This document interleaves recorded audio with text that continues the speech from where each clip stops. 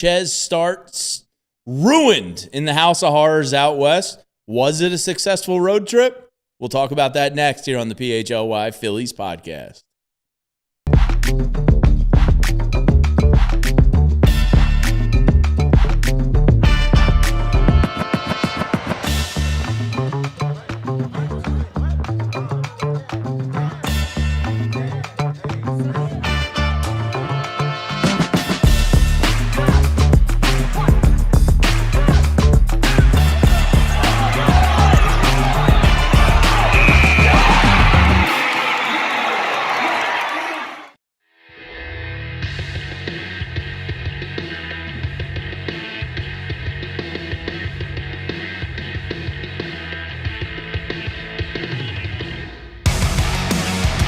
Hello and welcome in to the PHLY Phillies podcast live from the Xfinity Lounge here at the PHLY studios and presented by our friends at Bet365, where winning is everything. Jamie Lynch, Corey Seidman in with you on this cold Wednesday. I think the last cold day on the near horizon here. I think we're clear after this. Feels like we keep going up and down with the temperature the way the Phillies bats do early here in April. Yeah, if winning is everything, last night was not for you. We'll get into today's 3:45 first pitch. Love that. But let's talk about last night, Corey. The Phillies positioned themselves well. They win Andrew Painter night on a nice comeback win on Monday night. We'll touch on that. They set themselves up with the ace on the mound, Chris Sánchez on the hill last night. You called it, Robbie Ray, a real pesky lefty. Not like the greatest stuff in the world, but he kind of just gets on you quick and hides the ball well. They have the opportunity to win their first series in San Fran since 2013, and just wasn't their night. It wasn't. Robbie Ray does hide the ball well. It's good observation by you. It's one of the things that makes him so effective. But the Phillies just have done nothing against left-handed starters so far early in the season. And we're used to talking about this team as a team that has lefties that hit lefties between Bryce Harper and Kyle Schwarber. But 1 through 9, it just has not worked out a couple weeks here into the season. Last night, just, a sloppy game all around. Sloppy defense by the Phillies. Cristopher Sánchez didn't have his best stuff and struggled to end at bats when he had 2 strikes on hitters. We've seen 2 nights in a row with the Giants. They just make a lot of contact. They put the ball in play. They don't swing and miss a ton. They made Andrew Painter work hard to get every out that he recorded over 4 innings. And Cristopher Sánchez, a very uncharacteristic outing. I would say, though, just with Sánchez, I never worry about him coming out of a start like that because he has the sinker. He has the changeup. Those are 2 elite pitches. More often than not, those are going to play out, and he's going to be able to overpower the offense. He wasn't able to do that in this first game in San Francisco. There's a lot to get to. I mean, it seems like every time the Phillies take a step forward offensively, they take a step back. So there's that element of it too. Yeah, I think there's a lot of good stuff that's coming from this trip. And look, if you win the game today, you took 2 series on the road, and that's all you can really ask for, especially with a San Fran on the schedule. But Colorado is now in second place in their division. Maybe they're a little peskier than we gave them credit for. That right there tells you everything you need to know about early season numbers. Seriously. Got the Rockies toward the top of it. It's interesting that they have a chance to go 4-2 on this road trip, like you just mentioned. I mean, they have a chance to win both series. That would make it a highly successful West Coast trip if you go out to Coors Field and to Oracle Park and win both series, yet still we're asking questions about whether this team has enough offensive punch. We're asking questions about whether the lineup construction is right. I'm sure we'll get into that a lot later as well. Yeah, absolutely. And last night was an interesting night because Dylan Moore is starting at second base, Otto Kemp starting in left field, and no Alec Boehm either, with super sexy Edmundo Sosa getting the start at third base there. What was your just general takeaway outside of Chris Sánchez from the game? Was it the defensive woes of this team? Was it the cold bats versus the lefty? What's the thing where when you woke up this morning thinking about the Phillies that was on your mind? Well, they fell behind early. They were down 3-0 by the middle of the game. And we've been saying early in the season that the Phillies offense, if they fall down 3 or 4 runs, it's not the sort of offense that's built to come back from that. They did come back from that on Monday night. They had 2 great rallies. I think it was the 5th and 7th innings. Bryce Harper right in the middle of both rallies in that win Monday night. Tuesday night, it wasn't to be. I mean, they just didn't get anything going offensively all night. And the other part of it that stuck out was just the defensive component. Otto Kemp misses a ball in left field that maybe, Brandon Marsh or a normal defensive left fielder probably reacts to that ball the right way instead of breaking in on it. Again, that increases the Giants' lead, kind of changes the game. So, the Phillies don't have a set it and forget it lineup like some teams do. They have two different lineups versus lefties and versus righties. And when you have two different lineups, it means that the guys who are facing the lefties don't get a ton of at-bats. They don't get a ton of time in the field. So it creates kind of a difficult circumstance for them, but I don't see that changing anytime soon. The next time the Phillies face Robbie Ray, which might be later this month, I don't expect to see Brandon Marsh and Bryson Stott in the lineup. Yeah, an odd road trip in that you have Andrew Painter and Chris Sanchez on the mound. And, to expect Andrew Painter to go out and dazzle at every start is foolish. Obviously, San Fran is probably a tough situation for him to walk into. Winds, probably a little colder, second career start on the road. Not everybody's Paul Skeens when they enter Major League Baseball. But let's take a look at their side-by-sides here. Chris Sanchez and Andrew Painter, not their best nights, not the end of the world, obviously, but here's what they did. Painter went 4, Sanchez went 5. Earned runs, Painter 4, Sanchez only 2. The defense really let him down there last night. But that's an odd one to see from Chris Sanchez, the 11 allowed hits, 9 for Painter, Ks 6-1, and then your pitch count and strike rate, 92 and 68 for Sanchez, 90 and 53 for Painter. Painter just didn't throw a lot of strikes. No. Didn't have his best stuff, relied too much on the four-seamer. I think you said with Anthony, what did he throw at, like 60-something% of the time? Well, what it was with Painter that stuck out the most with the secondary pitches was that 31 swings against his pitches that were not four-seam fastballs. The Giants swung 31 times at Painter's pitches that were not fastballs. They swung and missed one time, okay? One time on 31 swings. So when he got to 2 strikes, he couldn't miss a bat. It was foul balls galore, which boosted his pitch count and got him out after 4 innings. It was a lesson for Andrew Painter that you're not going to have your best stuff every game. You're not going to have command of all of your secondary pitches each time out. He clearly did not have his curveball against the Giants. He didn't have his slider. He didn't have his changeup. The slider and changeup, 11 out of 22 times he threw it, they were balls. He only threw the curveball 3 times. That was a really good pitch for him against the Nationals. Not nearly as well against the Giants, resulted in a triple for Chapman, a ball, a foul ball. Like, he wasn't able to miss bats with it. So that's something that he needs to go back into the lab in between starts, his in between starts bullpen session, and try to focus on commanding those secondary pitches, and also just working ahead in counts, because we've seen a theme with Andrew Painter each of these first 2 starts. First pitch strikes early, but then once he gets to the second inning, once the game starts to progress, falling behind a lot of hitters.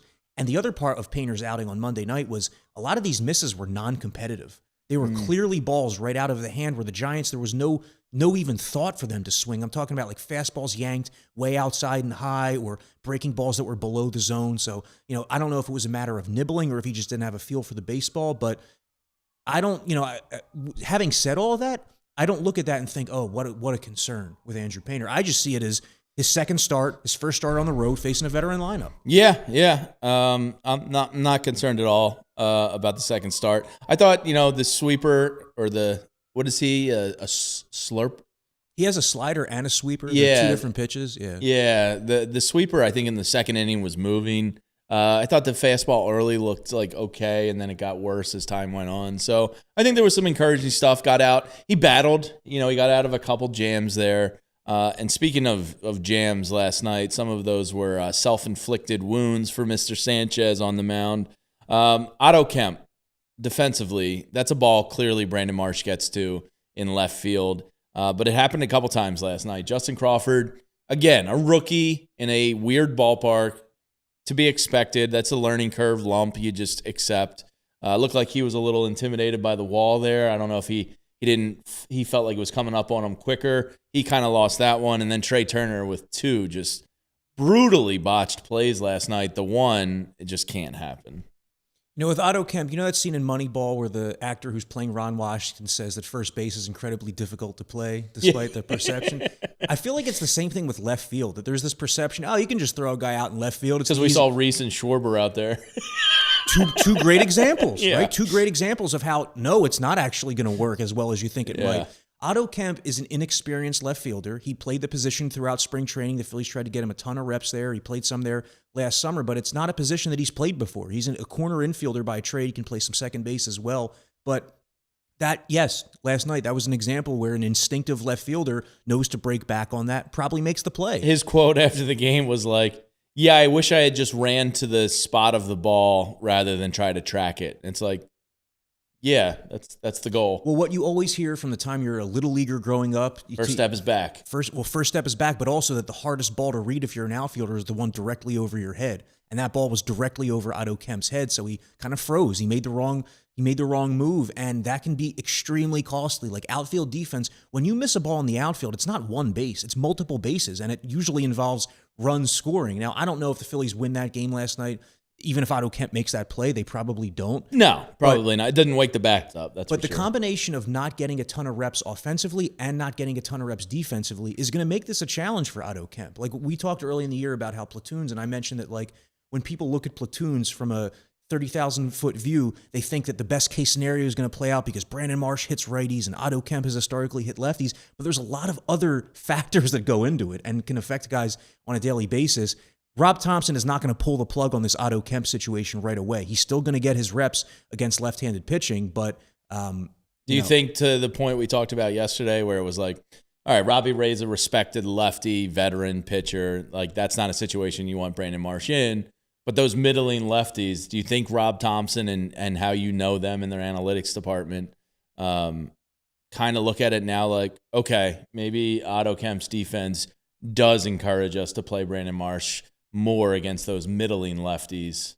Do you think that's something that's being discussed there? That's a really good question because, you do have to weigh the defense versus the offense. Like, okay, even if Brandon Marsh goes 0 for 3 against every lefty, does his better defense in left field nullify the fact that he might go 0 for 3, especially if Kemp's not hitting? Because if he's not hitting, there is no difference, you know? I think it's probably the kind of thing where when the Phillies face a lefty who's not overpowering or difficult on same-handed hitters that you could see Marsh out there. The example I think of is like with the Nationals early last season, the Phillies in the opening series, I think they faced Mackenzie Gore and they faced Mitchell Parker, who's a lefty. And the lefties sat against Mackenzie Gore, but they started against Mitchell Parker, who's not as tough a customer. I could see that happening. Corey, just give the people in the chat, Philly Rick and Ray and Broad Street Bully, shout out everybody in here, Rick. And Randy Seidman's back. All right, we didn't lose him. All right, love that. Give them a little insight because, I think managers are given too much credit and too much criticism. When it comes to like setting the lineup and those situational matchups and defense versus offense, the Phillies have a pretty advanced, by Major League Baseball standard, research and analytics department. When Rob Thompson's setting that lineup, like how much is gut? How much is the analytics department? How much is talking to the players? Like what makes kind of like that pie there? It's probably more gut than in most cities because I don't think the front office is writing out the lineup card the way it might be in some cities, honestly, across baseball, especially with inexperienced young managers. But all of that factors in, right? Like they know that Edmundo Sosa has great metrics against left-handed pitching. Not only does he have results, but he hits the ball hard. To the same point, those analytics also sometimes tell them, okay, this right-hander is not getting around on left-handed pitching. Maybe it's not as good of an idea to have him face every single lefty. So that's why I think that each situation is its own. The Mackenzie Gore game is the Mackenzie Gore game. The Robbie Ray game is the Robbie Ray game. And next time they face a middling lefty or a left-handed opener, it could be a different conversation. But with Brandon Marsh, he's gotten on base in every game he's played so far. Yeah. So it's the kind of thing where right now it really sticks out because he's playing so well. The other half of the platoon is not. So you have a lot of fans asking, what's the point of this? Yeah. All right, let's get to I actually stopped this morning and got myself a little sizzly. I left the lawnmower charging in the garage, and I realized it after I dropped the girls off, so I had to sprint home. I realized I'm hungry. I pop into Wawa, got a nice little croissant sizzly. Let's get to the Wawa. Big deal today. That's right, stop by your local Wawa. We all know them. We all love them. Corey, there's no bigger deal right now, and I want to get your analysis here of Bryce Harper's road trip. He is the sun, the moon, the universe in the Phillies world. Like, if they're going to win anything, you need Bryce Harper to be Bryce Harper. What do you make of his road trip? Are we officially saying that he's percolating? Is he heating up here? What have you made of his 5 games on the road so far. Yeah, he's looked really good. I mean, the fact that he reached base 3 times again last night in San Francisco, a couple of walks. It's with Harper, his last 6 games, I think now, he homered in 2 of them, reached base 3 times last night, had multiple hits the game before that. He's certainly heating up, and he's doing it in both ways. He's doing it with selectivity, and he's doing it with aggressiveness. We've seen the power, we've seen the batting average, we've seen the walks increase, and Bryce Harper has not historically hit in San Francisco, but he's done so this week, which has to be a bit of a confidence builder, especially coming off an 0 for 8 there at Coors Field. So I see a guy who's locking in. When he gets back home, he should be fine. I think the early season boos are behind us. Good. Because... And we've been talking about how a lot of hitters in baseball, a lot of top guys are struggling. I was watching the Braves game last night. Ronald Acuna is hitting 170 with like a 470 OPS. Wow. That's worse than any hitter on the Phillies right now, just to put that in perspective. So Bryce Harper has like double those numbers. Bryce Harper is going to be fine. Yeah, I like seeing that OPS there, a 1.1. That's always nice to see that on the old stat sheet there. But yes, Bryce Harper does appear to be heating up. He's having a great road trip, and that is, your Wawa big deal, because even if they lose today and they drop the series, they split on the road, you settle for that. But seeing Bryce Harper heat up, be selective, put one into, over the outfield wall, put one down the line in the opposite field, like, you're seeing all the little things that are starting to string together a hot streak. Yeah, we're not yet at the time of year where you're even looking at the standings. No. I wonder how many Phillies fans even know off the top of their head what their record is right now. 6-5? Yeah, exactly. But it's like, get back to me after Memorial Day. That's the first time I'm looking at the standings. That's what Anthony always says. He says, because don't even look at the standings until Memorial Day. There's certain benchmarks, Memorial Day, All-Star break, trade deadline. But right now, I'm just looking at like the signs, right? And the signs are pointing in the right direction with Bryce Harper. Something also that's worth mentioning is, and I talked to Anthony a little bit about this on his show yesterday, but you remember the talk before the season about the 140, 150 walks, right? Well, Bryce Harper's also swinging at the first pitch almost as much as he ever has. Yeah. So a part of that might be just trying to plant that seed in pitcher's head that he's going to be more selective than he actually plans to be. I think that might be a little bit of an element to it. You look at this graphic here. So he swung at the first pitch nearly half the time, 44%. Last season, it was 54%, which the only player in all of baseball last season who swung at the first pitch at a higher rate than Bryce Harper was Nick Castellanos. Okay? The devil and the angel inside me. The league average is 30%. I bet a lot of people did not realize it was that low. That kind of shocks me, to be honest. That should be higher. 7 out of 10 plate appearances across baseball, the guy is taking the first pitch. And that's the best pitch you're going to get probably every at bat. And that's Bryce Harper's perspective as well, which is why he swings at the first pitch more than most hitters do. 30%? That's kind of wild. So Harper's at 42% for his career, but even this year he's been hacking at the first pitch more than he usually does. Last night, first at bat, swings at the first pitch, makes an out.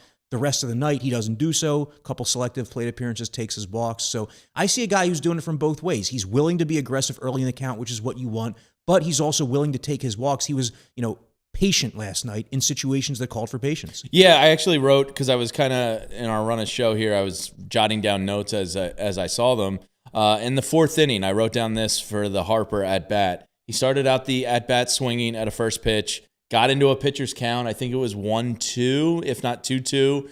And then there was, it got to I think it was the 3-2 pitch, was a low and outside breaking slider from Ray, and Harper spit at it. But it was like a great ball, chase it pitch from Ray. Like, it was purposeful. And Harper just spit on it and ended up taking the walk. And I thought that was a really good at-bat. Yeah, he's at his best when he's letting the game come to him. Like, there are times where you want him to be really aggressive, Bryce Harper, but when he talks about the walks, it's less so about him not hitting, and it's more so about him being able to spit on that pitch and being able to have the eye in situations to know that's not a strike. That's an inch off the plate. And once he's in that mode where he's that locked in, pitchers have to come over the plate to him more than they do. Look, last season, Bryce Harper saw fewer pitches in the strike zone than any player in all of baseball. And half that was because of protection. Half that is because he was a little over-aggressive. But that tells you the respect that he gets from pitchers, and it also shows you how effective he is when he gets strikes to hit. Yeah.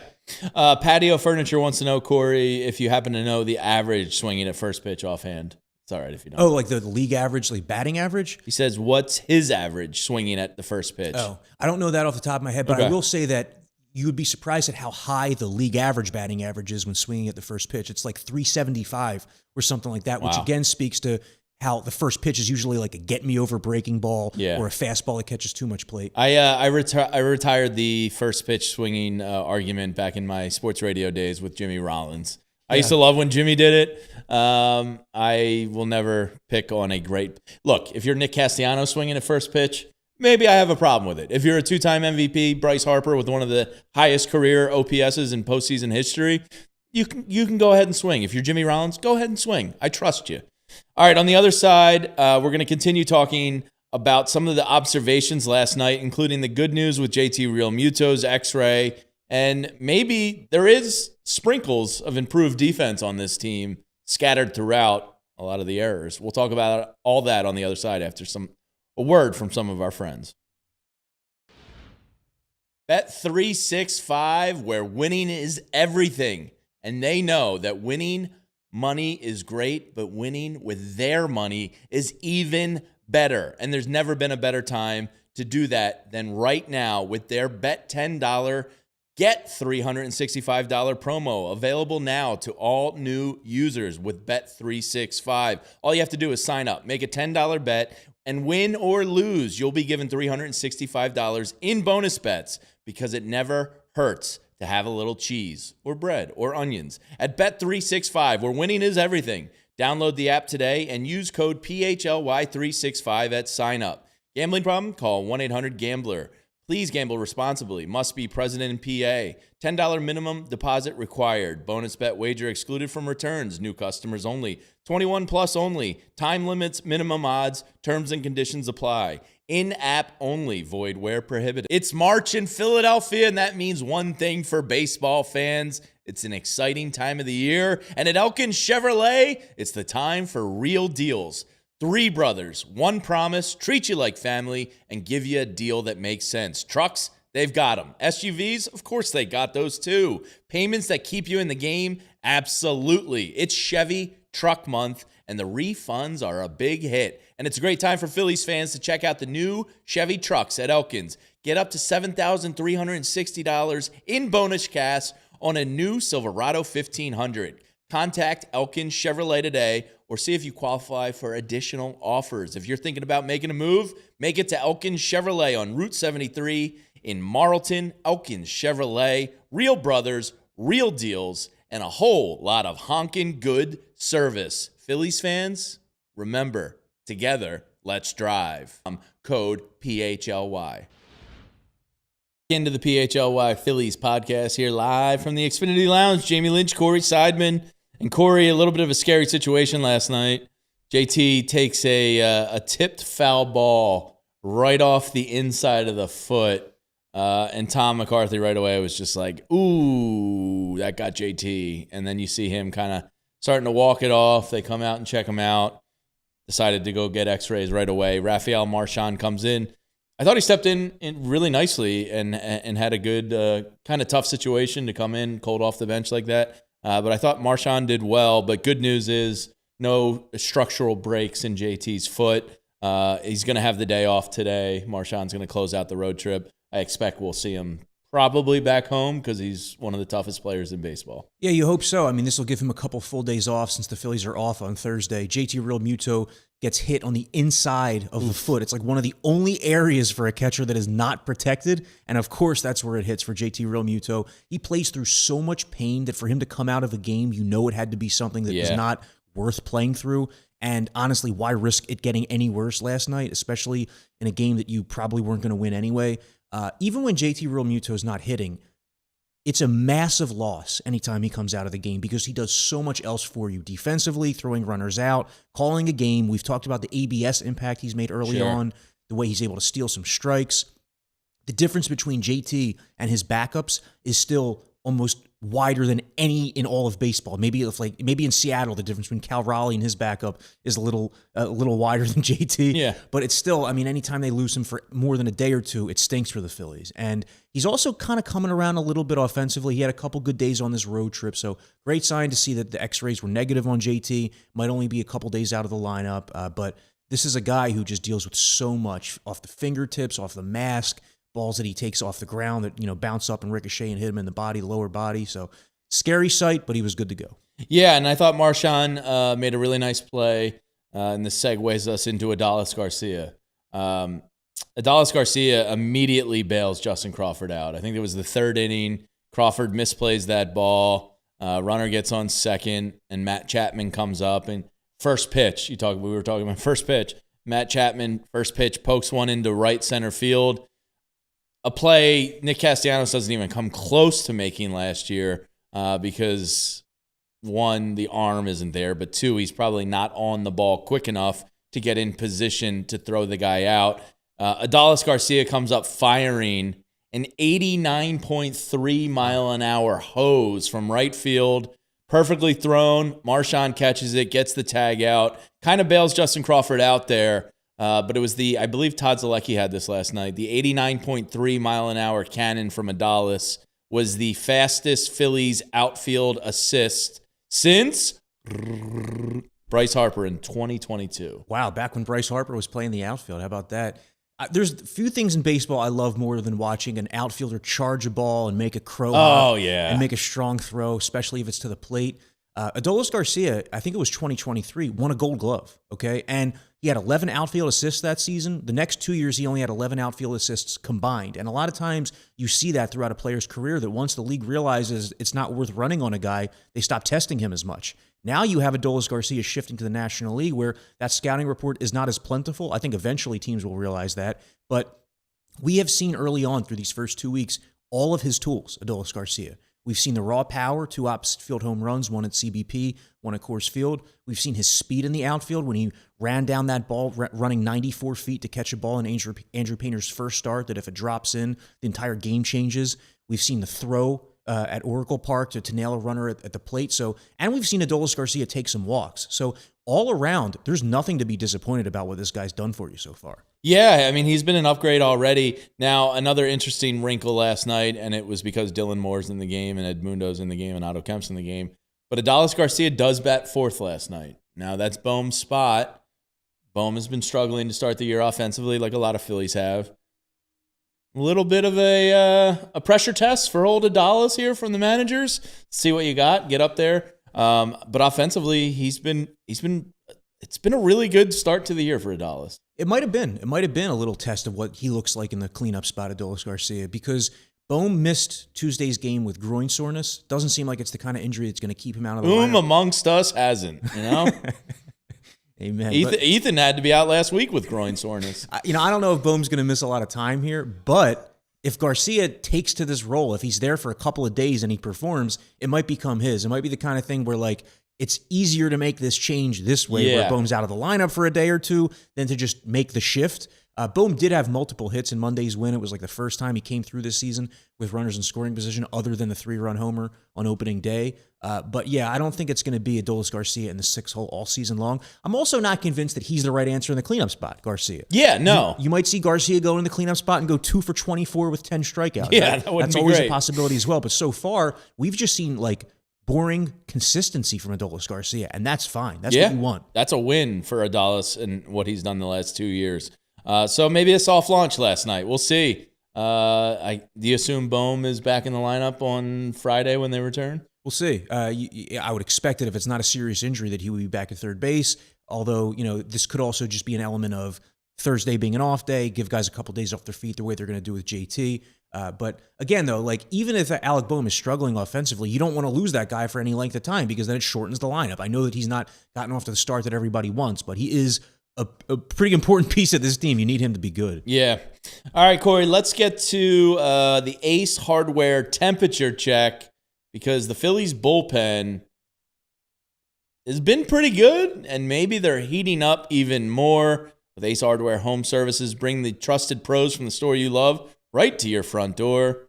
I don't mess with plumbing. I don't really mess with electrical. Although my one buddy he'll help me with some electrical stuff, but just call the pros. It's a lot easier.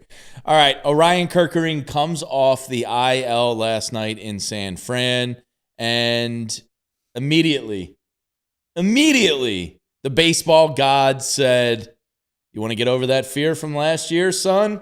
Here's a little dribbler right at you." Now, JT ends up making the play and coming out. Or no, excuse me, Marchand ends up making the play and throwing down the line.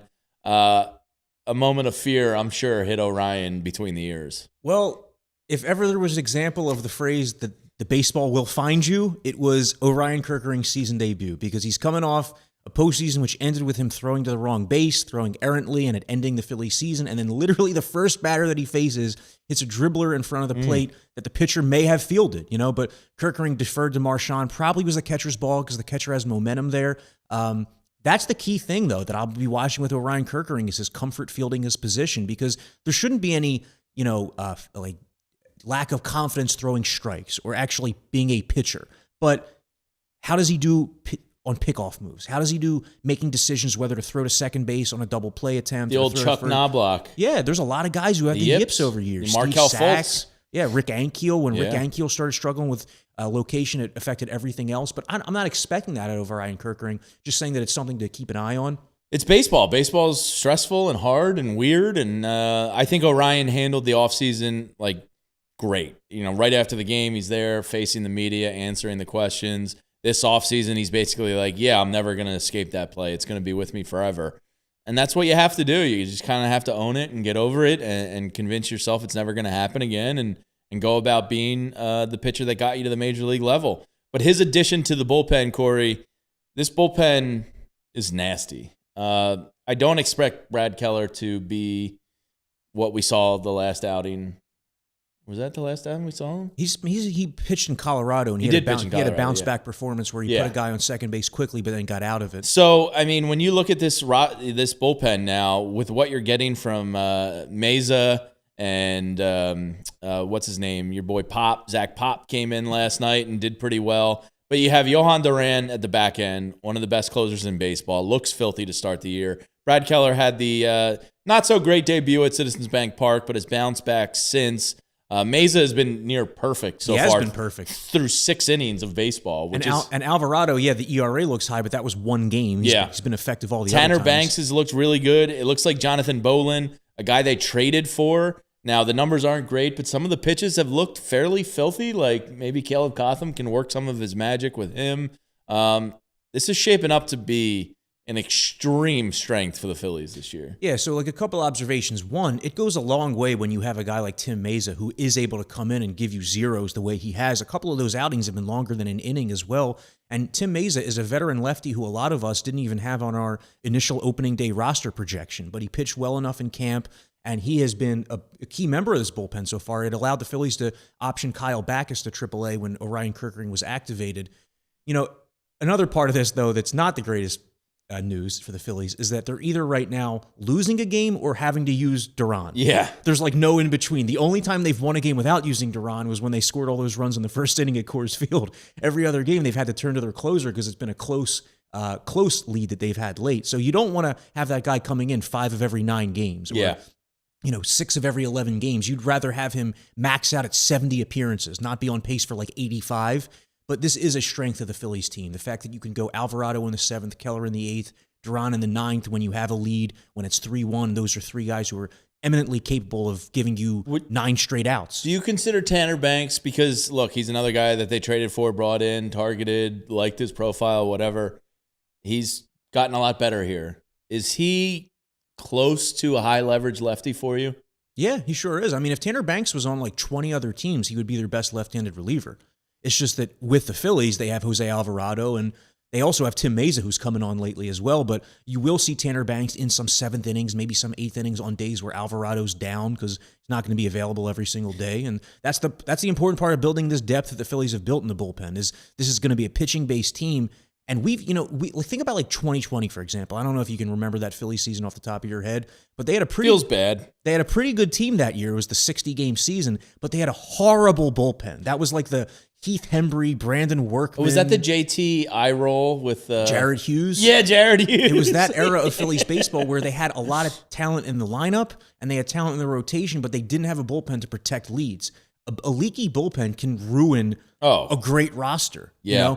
I look at the Mets, for example. I don't like their bullpen at all. Yeah. Maybe, I don't know off the top of my head how it's performed early in the season, but I'm just saying on paper, that's not a bullpen the Mets have that strikes fear into, I think, a lot of opposing lineups, and that could be their downfall. That could be a lot of teams' downfall. Yeah, to have a lefty-righty in Orion and Tanner Banks, who's had a really nice, year plus here in Philadelphia, to have them as low leverage guys. And for the audio listeners, I'm doing that in quotations. For a lot of other teams, those would be your right, Seventh, left, eighth. high leverage types of guys. And the fact that you have Keller and Alvarado ahead of them, then with one of the best closers in the game, I mean, that's potentially. I don't want to do a hot take because I'm not a hot take guy, but like Corey, on paper, this could potentially be. I mean, 2008 was damn near perfect because of Brad Lidge, and you had so many other guys step up, like J.C. Romero. And It's going to be impossible to be better than that 08 bullpen. it's going to be, but like on paper, this could be the best Phillies bullpen maybe we've ever seen, or at least the deepest. But 08's a good example to point to. I mean, obviously, you're not going to expect that your closer is going to go 50 for 50 between regular season and postseason. But I think back to that team, it wasn't just Lidge. It was that they had J.C. Romero in the 7th Ryan Madsen and was Ryan awesome. Madsen in the 8th, and both of those guys were locked down like all year. You're not going to get lockdown performances every year from your relievers. They did that year, and that's what the Phillies are hoping that the trio of Alvarado, Keller, Duran can be closer to what that Romero, Madsen, Lidge was. So let's see. Tanner Banks could be J.C. Romero, or is he more Scott Air? He's more so Scott Air. But again, Scott Air was awesome that year. Scott Air, when he came to the Phillies that year, had like a 1.5 ERA. Clay Condrey had like a 2.5 ERA. So Chad Durbin is Brad Keller. No, Madsen would be Keller. Madsen would be Keller. Yeah. So that means Orion is. Who would Orion be? Orion would be. Would he be like Rudy Cianez? No, I just wanted to say Rudy Cianez. It'd be great, but it's a great strength of this team, this bullpen, and we'll see if they can close it out. All right, on the other side, we're gonna play a little game. I have some league averages with the Phillies' offensive numbers. I'm gonna ask Corey if he thinks they're above or below the MLB league average when it comes to this Phillies offense. We'll be right back. This Sunday is the Fanatics' birthday. My daughter said, "Dad, can we go to the game? I really want to go to Fanatics' birthday." My wife was like, "Oh, we have to get tickets." I said, "Babe, it's the Game Time app. Of course. We can go down Sunday morning. I'll get the lowest price guaranteed live from the lots." Game Time app is the app of choice for Major League Baseball games. It's so easy. You can get zone deals. You can save even more when you choose a section and let Game Time choose the seats. Fees are included, so you're not going to be hit over the head with all the hidden fees at the end. You can get images of your seat view with the lowest price guarantee and the best ticketing customer service policy in the game. So take the guesswork out of buying Major League Baseball tickets with Game Time. Download the Game Time app, create an account, and use code PHLY for $20 off your first purchase. Terms apply. Just create an account and redeem code PHLY. Download the Game Time app today. Next week is tax day. And if you're like most Americans, you don't pay enough attention to your finances until it's tax season. Well, this is why me and my wife decided we needed help. We needed somebody watching over us, and that's why we use the Monarch Money app. Simplify your finances with Monarch. It's easy. It's the all-in-one personal finance tool designed to make your life easier. Brings your entire financial life into one easy-to-use dashboard. Budgeting, accounts, investments, net worth, retirement, all that right there on your phone or laptop. Feel aware and in control of your finances this tax season and get 50% off your Monarch subscription with code PHLY. Achieve your financial goals for good with Monarch, the all-in-one tool that makes money management simple. Use code PHLY at monarch.com for half off your first year. That's 50% off at monarch.com with code PHLY. PHLY Phillies podcast presented by our friends at Bet365, where winning is everything. And yes, D Flyers 100, Jamie in Spanish is Jaime.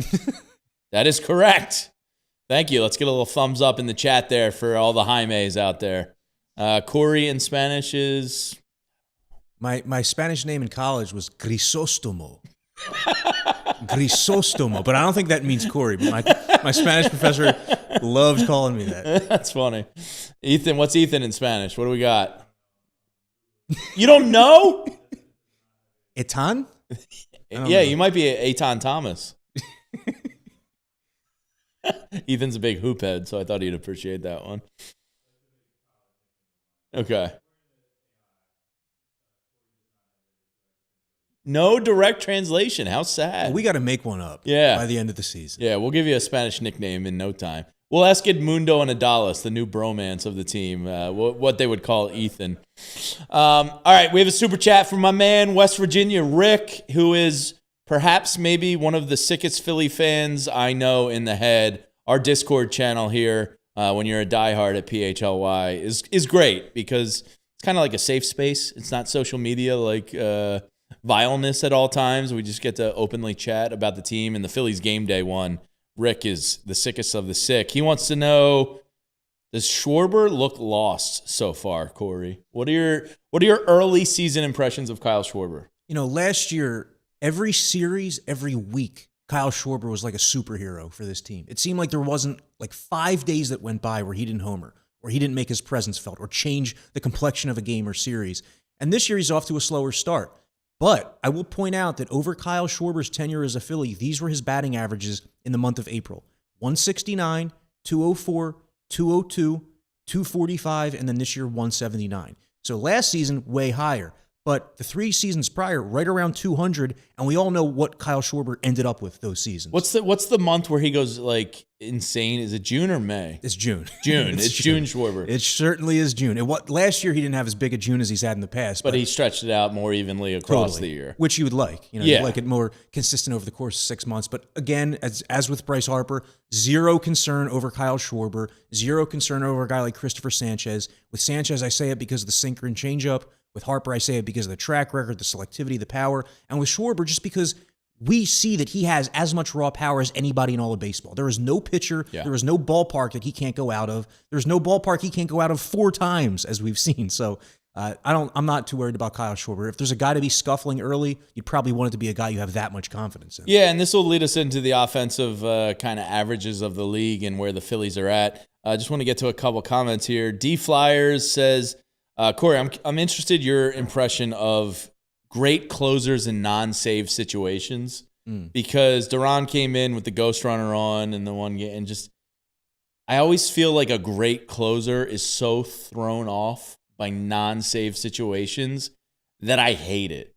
Like, I know sometimes you got to get the guys their work, and sometimes you need that high leverage arm, especially when you're in extra innings to try and salvage the ghost runner situation, yada, yada. I get it. I'm not like placing any blame on him being in that spot, but something about great closers in non-safe situations always irks me. It just never feels right. There's a practical reason to it, too. It's not just like an old wives' tale or some conspiracy theory that like closers don't perform well in non-safe situations. If you think about it logically, if it's like a 3-1, 4-1 game in the 6th inning and you're Duran, you know that you're coming into that game. You're already mentally preparing yourself to come into that game. When it's a 3-2 deficit or a 3-3 tie, or the game gets tied late, and all of a sudden now you have to quickly warm up and get into the game, it's a totally different mindset. It's a totally different situation for the reliever. So we've seen, our entire lives watching the Phillies, dating back to like Jose Mesa and Billy Wagner. Joe Table. We've seen that closers are not the same guys in non-safe situations. You like to think in a perfect world, all right, if you have 99, 101 in your back pocket, that any situation is the same, but it's just not. And with how often the Phillies are using Duran early this season, I don't think it behooves them to use him too much in non-safe situations because they're clearly going to have to bring him into actual safe situations 45, 50 plus times. I love the word behooves. I really do. It's like one of my favorite words. Broad Street Bully says, can't wait. Coming to Philly in 8 days. Can't wait to get a real cheesesteak. Well, welcome. If we can direct you anywhere, please let us know. Corey, if you had to send an out-of-towner to get one cheesesteak in town, my take is that all cheesesteaks here are good. There's no like bad cheesesteaks. Yeah. Like everybody just has their personal preferences. What is top of the pecking order in the Sidemen cheesesteak power rankings these days? So I grew up in Northeast Philly, and I think this is probably a cliche answer, Steve's, for people who grew up in Northeast Philly. I mean, you're right that like I live in Fishtown now, so I love Joe's, which is pretty good. Joe's is good, pretty underrated. Get some mushrooms and fried onions. Oh, you're a mushroom guy, huh? Some whiz. How about you? So me and my dad's spot like was always Jim's. So I have a nostalgic like love for Jim's cheesesteaks because I have memories with my dad and going to Phillies games. We'd always stop at Jim's. Angelo's is like, probably my favorite. John's roast pork is incredible. Yeah. Del Rossi's right down the street is really garnering some steam. My favorite cheesesteak is just from like a local pizza shop. And just get a pizza steak with some fried onions and tomato sauce. You know what I love, by the way? I love when I was going around the country covering the Phillies, you would go to like Milwaukee and they would have like a Philly cheesesteak. Yeah. The Rockies just opened one. Right. There's so many ballparks that try to give you the quote unquote Philly cheesesteak and they have like no idea what they're doing. It's all about the bread, really. And I'm a sucker for the whiz. Are you pro cheesesteak hoagie where they do like the lettuce, tomato? Oh, yeah. You know, I love a good, it's weird. I'll get a cheesesteak, but I will get a steak hoagie with no cheese. You know, the steak, and I'm kind of like people might think I'm disgusting for this, but when it's a steak hoagie, I love throwing spicy deli mustard on that, which I would never do on a cheesesteak, but when it's in that like cold/hot form. Ooh, all right. Mickey Durkin says Cafe Carmelo in the Northeast is good too. I've heard that about Cafe Carmelo. I'll have to get out there. Yeah, so let us know, Broad Street Bully. You Ishka Bibbles on South is great. There's so many good spots. You really can't go wrong. That was, of course, Justin Crawford's first thing when he got to Philly, when he came up. Yeah, his mom tried to get a non-steak cheesesteak from Skinny Joey's. Right. Skinny Joey's is very good. He's learning. Yeah. The family's learning Philadelphia. Let's get some thumbs up for the cheesesteaks there. All right, Corey, I pulled some of so Todd Zalecki, again, shout out Todd Zalecki, 2 mentions in one show. He put out, I think it was like last Saturday or something, the league averages and like, you know, where the Phillies were. Or he didn't put out the league averages. He just put where the Phillies were in the hierarchy of the league. And I looked at the tweet and I was like, oh, I expected it to be worse. They were like right middle of the pack, like 16 to 22, as high as 10 to 12 in like most of the major categories. So I went and rounded up runs, hits, home runs, RBI, stolen bases, averages, OBP, OPS, and left on base. And I'm going to ask you where the Phillies are in terms of the league average. Are they above or below the league average so far? Short season. Runs. Are the Phillies above or below the current league average? I would go slightly below. You are correct. The Phillies have 42 runs. The league average is 48, so they are 6 below the league average right now. Hits, are they above or below? Again, I'm going to go below because there have only been a few innings so far where they've been able to string a bunch of hits together. 45. The league average is 47, so they're right there around the league average in terms of hits. Home runs, are they above or below? I'll say above. Tough one. They're tied with the league average. Trick question. Yeah, trick question. Well, already so far, you're seeing that most teams are faring like exactly like the Phillies are overall offensively. RBIs, above or below? Well, they were below on runs, so I'll say below on RBIs. They are below. 42 RBIs as a team, 48 right now is the league average. Stolen bases, above or below? Can't think of too many stolen bases that this team has had so far. I know Crawford has one.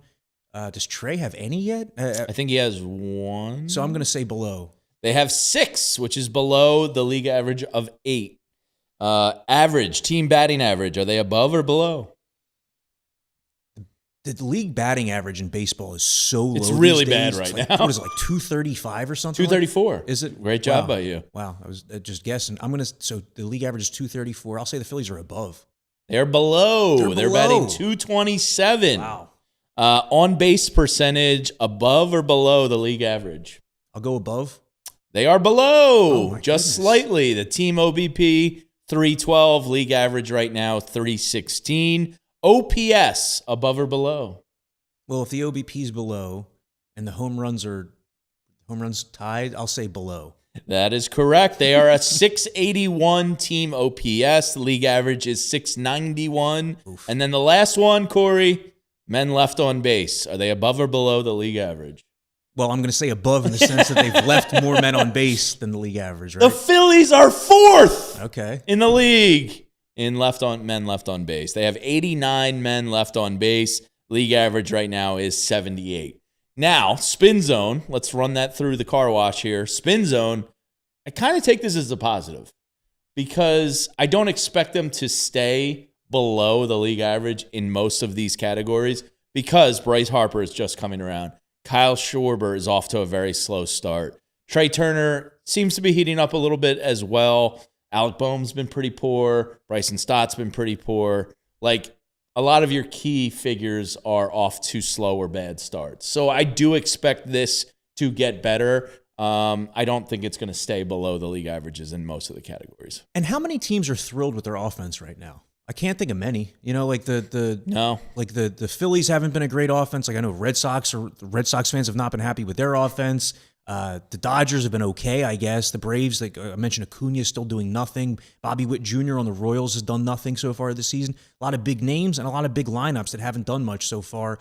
That's typically how you see baseball play out in early April. It's cold. The pitchers are ahead of the hitters.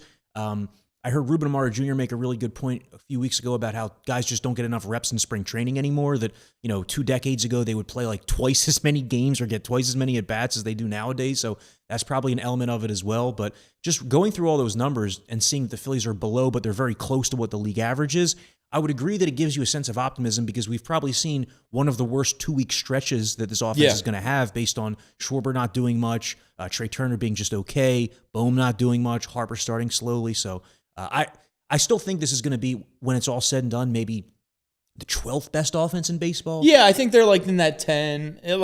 I think to be a team that can win it all, you have to be kind of in that top 10. And I kind of see this team being somewhere in that 8 to 12 type of range. And again, there's a misconception that the league batting average is 260 still. It's not. 234. It's not. And that's going to play out over the full season too. It might end at 240. Yeah. So if you're a 241 hitter, you're above league average. Which is literally crazy. Which is absolutely crazy. Patio Furniture 5 says, I can see Cuz somewhere punching the air hearing these over-unders 2 weeks into the season. I actually did this exercise to spin it as a positive to show you how down numbers are offensively across Major League Baseball. A lot of this isn't unique to the Phillies. Ray Schumacher says, Neato, below in all the major categories. Sweet. Definitely not something I'm going to panic about. No need to panic yet. No, when we get Cuz on, we got to hit him with over-unders on exit velo and BABIP. Launch angles. Yeah, exactly. That's right up all his the things he loves. All right. There is an afternoon game today, and then the Phils are back home versus damn Diamondbacks. Still got some bad memories. Yeah. I don't think I'll ever forgive Garrett Stubbs for that pool comment. Corbin Carroll and Perdomo and some of those. Brandon Pfaadt. You remember that? Guy who has a 6 career ERA, but he shut the Phillies down the day he needed to. Pfaadt. We'll talk about all that on the other side next. It's time to make your home work smarter, not harder. And with TrueMark Financial Home Equity Line of Credit, you can tap into your home's equity and handle renovations, upgrades, or whatever is next on your list. A TrueMark Financial HELOC Select gives you the flexibility to borrow when you need it on your timeline. You start a revolving line of credit. You use it only when you need, and when you're ready, you can lock in all or part of your balance at a fixed rate for predictable payments. You only pay interest on what you use, and as you pay it back, that credit becomes available again. No reapplying, no extra steps. With competitive rates compared to most unsecured loans and flexible repayment options, this could be a smart move for your home and your wallet. Learn more about TrueMark Financial's home equity line of credit at TrueMark.com or stop into one of their 24 area locations. TrueMark Financial is federally insured by the NCUA and an equal opportunity lender, NMLS number 404938. I grew up a cherry Rita's Water Ice gelati man or kid.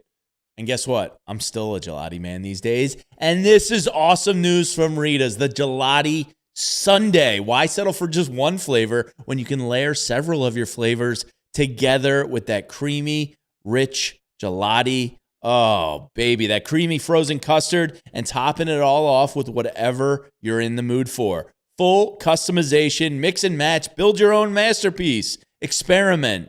Every cup is different. Every combo hits. Once you try it, you're not going to go back. And don't forget to download the Rita's app. You can find your nearest location, order ahead, and when you sign up, you'll get a free small ice, plus earn rewards all season long. Bottom line, make this the sweetest season yet with Rita's Ice, Custard, and Happiness. Try yourself a scoop of happiness today and be cool. Go to Rita's. Lynch, Corey Seidman, PHLY Phillies podcast. We got Ethan Hartley behind the scenes making this magic happen for us. Thanks for hanging out with us. Make sure you're liking and subscribing the channel if you're just discovering us, new to the channel, whatever. Every Monday, Wednesday, Friday, right here, 12 noon. Corey's going to be writing on allphly.com. Does a great job there. as well as our incredible staff of journalists here. Unfortunately, there's not really much happening in the sports media landscape these days to talk about. All right, Aaron Nola gets on the mound today, Corey. A chance to win the series for the Phils. 3:45 today versus Tyler Mahle. Did I say that right? Malley. I said Mal the other day, so between us, we'll eventually get it. Yeah, we'll just don't worry about me butchering names. This is like an art form for me. I love butchering names. Aaron Nola, chance to win the series, chance to make it a really successful West Coast road trip. What could go wrong? You know, between San Francisco being a house of horrors and the way Phillies fans perceive Aaron Nola over the last couple of years, I bet they're expecting a clunker today. But look, Aaron Nola's first two starts, especially the second one at Coors Field when he struck out 9, gave up 1 run over 6 1/3. Really dating back to spring training, he's looked a little sharper than he usually is early in the season. The Giants, though, it's a tough lineup. It's a deceptively tough lineup. I had some people the other day, I tweeted out a clip of us talking about Andrew Painter, and I tweeted out, I'm curious to see what Andrew Painter has against a tougher, more veteran lineup. And I had a couple people saying, like, this is the worst lineup in baseball. What are you talking about? The Giants stink. I would caution that, like, just because a team hasn't performed for 2 weeks doesn't mean that they stink, like just like the Phillies. When I look at the Giants, I see a bunch of veteran hitters who don't make it easy on you, like a Rise and a Chapman and a Devers and a Ramos, just up and down the lineup. It's tricky. So whether you're a young pitcher like Andrew Painter or a veteran like Cristopher Sánchez or Aaron Nola, it can be a difficult day at the office. That said, when you have Aaron Nola on the mound going for a series win here, it will be a bit of a disappointment if it ends anything else. If the Phillies do end up splitting this road trip, it's not the end of the world, but you have that 4-2 with 2 series wins right in your grasp. And it would be finally solving San Francisco, which could go a long way as well. Yeah, I mean, if Aaron Nola wants to get the fan base back on his side this season, just win this game today. Pretty simple. That's all you got to do. Yeah, just go out there. I kind of feel like he's got it today. I don't know. What are you thinking, like 6 innings, 2 runs? Yeah, I say that, and this is free from Old Takes Exposed. I feel like he's going to get it done today. Well, you know, Aaron Nola, what's his problem always? It's the home run ball. Yeah. And San Francisco is like the toughest place to hit a home run, so maybe that works to his advantage. Yeah. So we'll see what's happening there. And then, Corey, off day on Thursday, the Phils return home to face those pesky Arizona Diamondbacks. Looks like the pitching matchup as of today is Jesus Luzardo takes the ball on Friday night. Versus former Brave Mike Soroka. And then on Saturday, we have the Taiwan experience. Looks like that game's on FS1 versus that Brandon Pfaadt. And then Sunday, shout out to the Fanatic. Happy birthday to the Fanatic. I think I'll be there with the girls because Skylar requested the Fanatic birthday for her birthday is an Andrew Painter versus your old friend Pat Gallen. Very nice. Zach Gallen, very nice. You know, you mentioned Luzardo's going in the first game of that series, right? Yeah. When you have a lefty going up against the Diamondbacks, it's a big coup because their best hitters, their 3 best hitters are Corbin Carroll from the left side, who doesn't even start against all lefties, Geraldo Perdomo from the left side, and Ketel Marte, who's a switch hitter who is more powerful from the left side. So that could be a good way to start that series. And Arizona, we talked about the Phillies' offensive numbers. Arizona's hitting .213 as a team, a .274 on base percentage. They have been awful offensively so far. So. Earlier, this thought came to me. When we were talking about how beautiful a crow hop in an offensive outfield, just like hose or cannon is, because I have the guy that comes to mind for me when I think of an offensive or a defensive arm from the outfield. Who's the first person you think of when you think of an outfield just cannon? Unquestionably, Vladimir Guerrero. Me too. Is it? Yeah.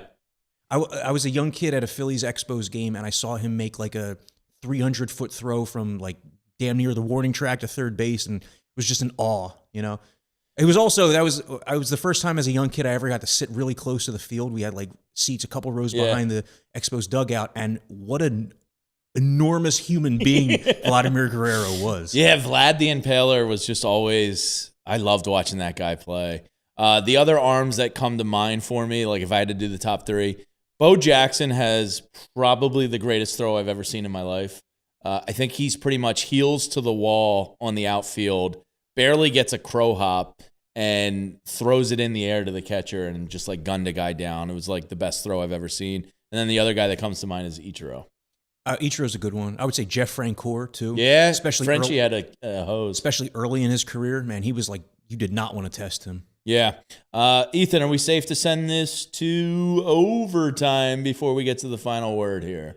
Let's send it to overtime. You can continue watching the show on allphly.com. And yes, Mickey Durkin, it is Fanatic Bobblehead Day on Sunday. I was checking out prices on the Game Time app today, and I think people really love the Fanatic's birthday based on the secondary market prices out there. But yes, it's I think it's an old school colonial Fanatic bobblehead, so it should be pretty cool. Looking forward to getting that for my daughter. All right, let's get to the final word today. One, Ethan, were you able to pull that photo I sent in Slack? This isn't my final word, but I did want to share this with you, Corey, to get your thoughts on it. I've never seen this before, but Edwin Diaz out on the Dodgers rocking the brimless baseball hat. Wow. What? Wait, so what is that, like a beanie? Kinda. It's a baseball hat without the brim. No, I don't know that meme. So what are you saying, like 20 years from now, that's what we're... Is this a trend we're heading towards?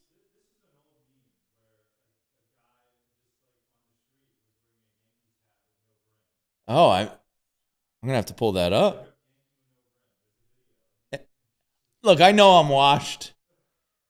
Well, not all of us look good with a flat brim. Like, not everybody has the head shape. I can't rock a flat brim. I've never been able to wear a fitted hat. What am I missing here? What's the point of this? Just styling, I guess. I don't know, man. What do you think? I think it looks ridiculous. You think it's just you think this is a joke? Oh, okay. All right. Ethan just thinks it's a joke. Well, good for Edwin Diaz. I mean, I could see 20 years. They're probably going to start selling these things. Yeah, that's what I'm thinking. Like, is there some kind of market out there for this? Yeah, we do have the giant eagle hat back there. Okay. Well, I just wanted to share that before our final word. All right, we'll check out the meme. Insert the office no gif. All right, my final word, and then I'll give it to you, Corey. Last night I got an email. I'm pretty stoked. I won the Olympics lottery for the right to purchase tickets to the Olympics in LA in 2028 last night. Wow. My wife got the email yesterday saying, no, you didn't win. And I hadn't gotten the no email. And for some reason, I didn't check my personal email until last night. And I go down and I look. I won the right. So April 17th, I think it might be, I have the opportunity. I have a 24-hour window to buy up to 12 tickets. So if I wanted to go solo, I could buy 12 individual events. We're going to take the girls because we're Olympic nuts. That's amazing, yeah. And this is a lifelong memory. So when that day comes, what do you have to refresh all day? Wait. Yeah, so I get the link for me, and it's live for 24 hours. But when I go in, I can put stuff in my cart, and it lives there for 30 minutes. If I don't close out the sale, it resets. But I have a 24-hour window, but I'm imagining the popular events will be sold, will sell out quicker than the less popular things. So check out some Olympic baseball. So my wife actually sent me a text this morning. She's ecstatic. She started looking at some of the events, and she was like, should we go to golf? And I was like, nah, Olympic golf doesn't really do anything for me. I really want to go to track and field. I'd love to see swimming. Who knows if we get them or not. But then she said baseball. And I was like, do you think, because I have to make this decision in the next 10 days, essentially. Do you think we'll see Major League Baseball players in the Olympics in 2028? I know a lot of the top guys are pining for it, most notably Bryce Harper. Will Rob Manfred and the rigid MLB ecosystem do what the NHL did? And because this is not an easy thing to make happen. No. They would have to shut down Major League Baseball for a month, maybe start the season earlier, end it later. Like, you'd have to figure it out, and it's not simple. I'm not saying it is. But it would be damn cool. Maybe it could be a part of the conversation in this collective bargaining agreement negotiation that's going to happen after the season. It could be a piece of that. But there's no doubt that MLB players want there to be Olympics baseball. I mean, Bryce Harper was saying, like, yeah, the World Baseball Classic's cool, but what would be cooler than the Olympics? I kind of think the World Baseball Classic is really cool at this point. Like, how are you going to be better than that? I guess the Olympics is like a grander stage. You have everybody watching, but I mean, the competition level in the WBC, it's going to be difficult to replicate that, even if you do have baseball in the Olympics. It would be awesome. And you're not getting like the baseball-centric crowd. No. You're getting an Olympic crowd at a...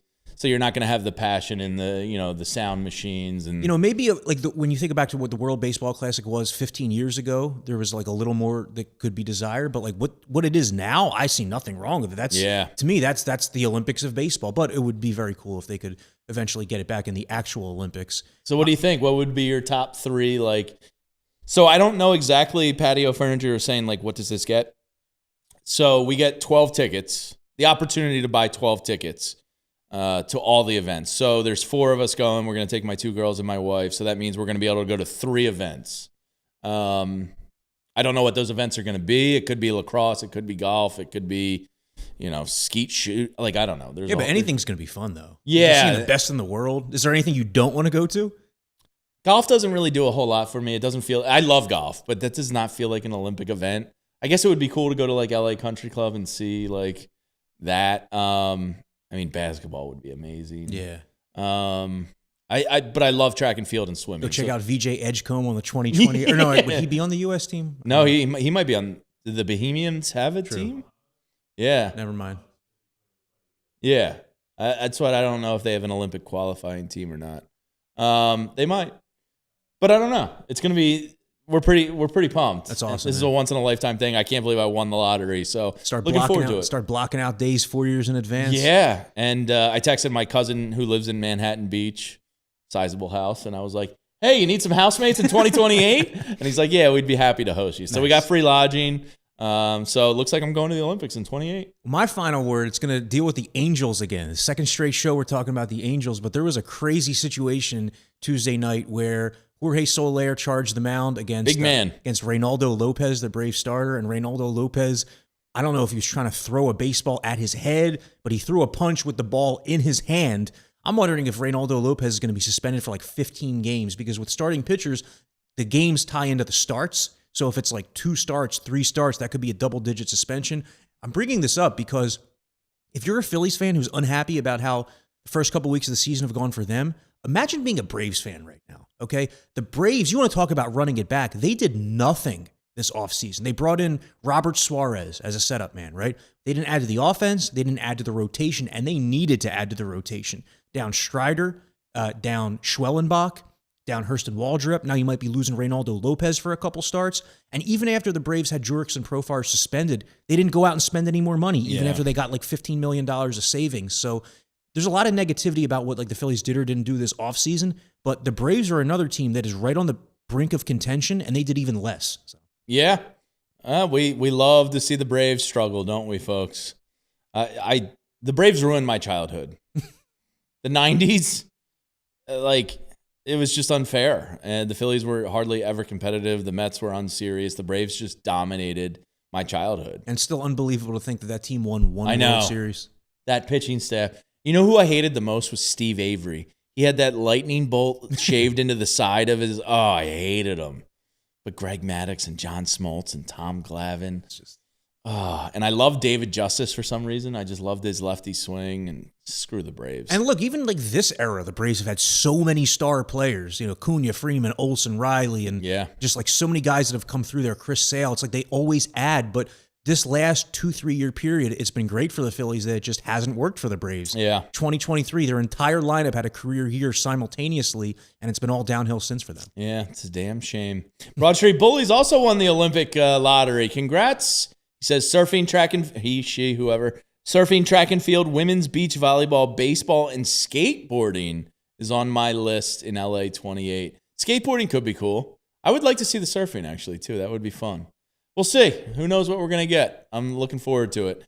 All right, that's going to do it for us today. Thanks to everybody in the chat for hanging out with us. Really appreciate all of you. Have a great rest of the Wednesday. Hopefully the Phils get it done today in San Fran and make this a really successful West Coast trip. Make sure you're checking out Corey's writing at allphly.com. And we'll be back on Friday at 12 noon talking about the Diamondbacks series ahead this weekend. We'll see you then.